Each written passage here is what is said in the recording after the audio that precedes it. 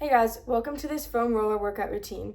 This full body routine is only 10 minutes long and you will feel the burn in your whole body, and the foam roller will help us concentrate on core stability. So the only equipment you will need for this routine is a large foam roller that you can lay down on. But if you don't have a long one like this, you can totally use a short foam roller. There will just be one exercise that you won't be able to do with the short one, but you can just do that without the foam roller. Throughout the routine, each exercise will be done for 50 seconds, and in between there will be a 10-second rest in which I will demo the next exercise as we transition into it. So now let's go ahead and get started with the routine. For the first exercise, we're going to start lying down on our back with the foam roller underneath your shoulder blades, and we're just going to do simple crunches on top of the foam roller.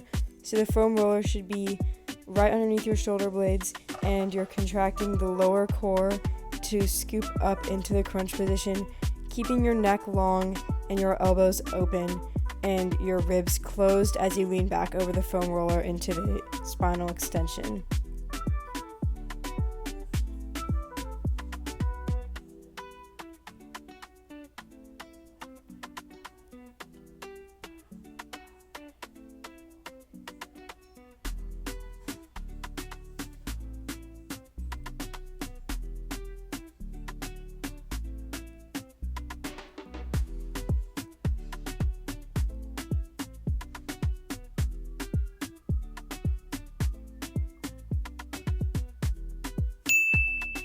For the next exercise, we're doing dead bugs. So this is the exercise that if you have a short foam roller, it won't work. So just lay down on your back and on top of the foam roller and extend one arm and the opposite leg at the same time. If this is too difficult, you can have your feet on the floor and do only arms for the first half, and then once you hit 25 seconds left, then you can do only legs for the second half, and that will be shown in the beginner modification in the top left-hand corner. If you are doing arms and legs at the same time, you'll probably need to put your fingertips down of the arm that's not reaching back to help balance yourself, because it is a lot of core stability, and even with the fingers, your core will be challenged, and without the fingers down, you will probably fall off the foam roller.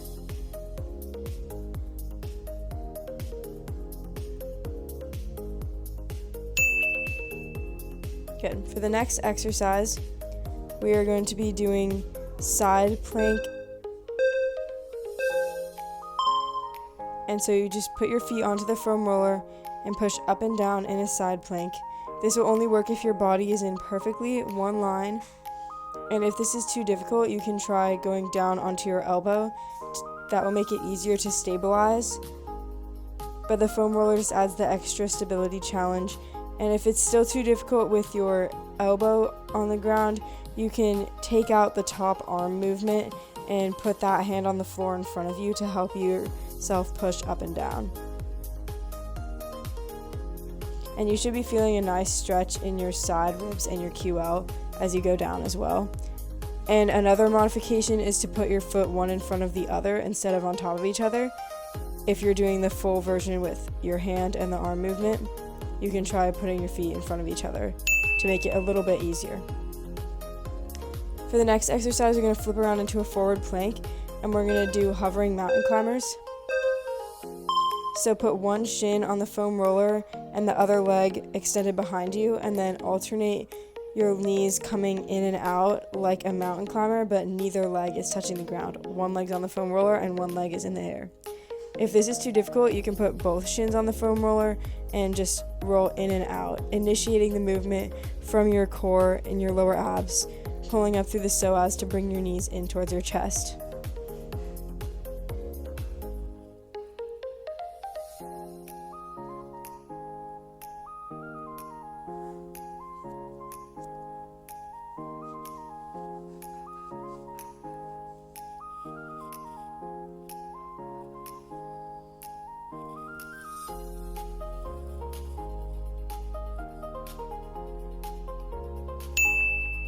Now we're going to do the side plank up and downs on the other side. So just flip over and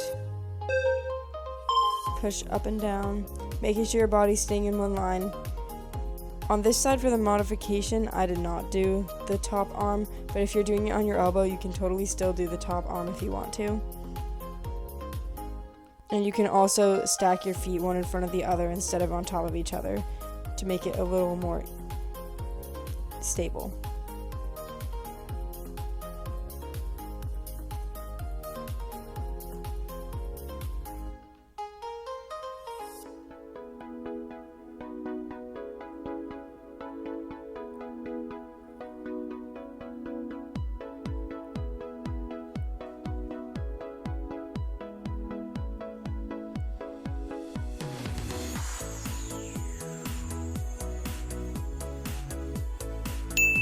Now flip into the forward plank to go into the hovering mountain climbers.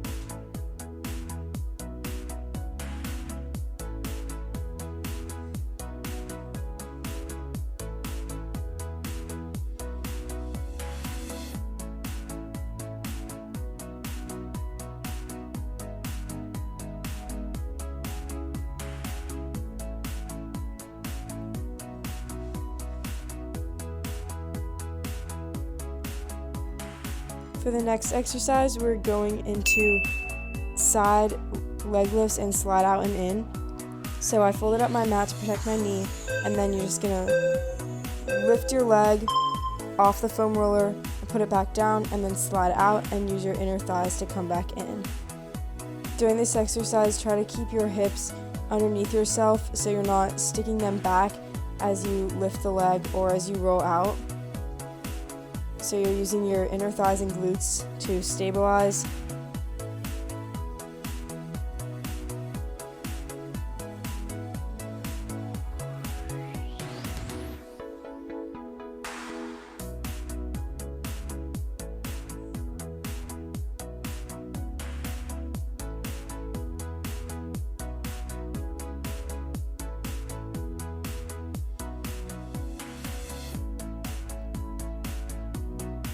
Now this is a quick transition, but I am just folding in the other side of my mat to repeat that exercise on the opposite side.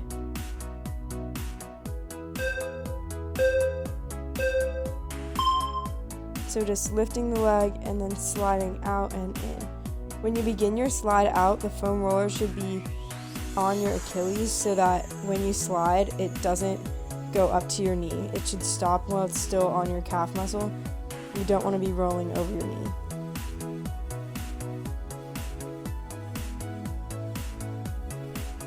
Try to control the leg as it comes back down from the lift. It is hard to balance, but it's so good for stability.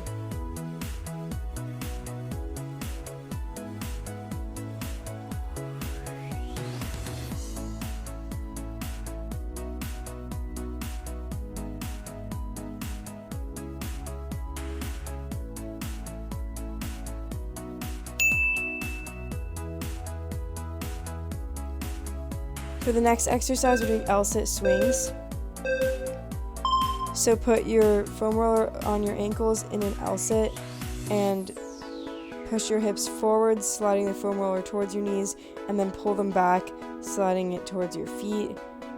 Your hips should not touch the ground at all during this exercise. If your arms are too short for your hips to pass through without touching the ground, you can put your hands on top of yoga blocks or thick books or those handstand handle things. But if your arms are long enough, you can just slide in and out without a prop.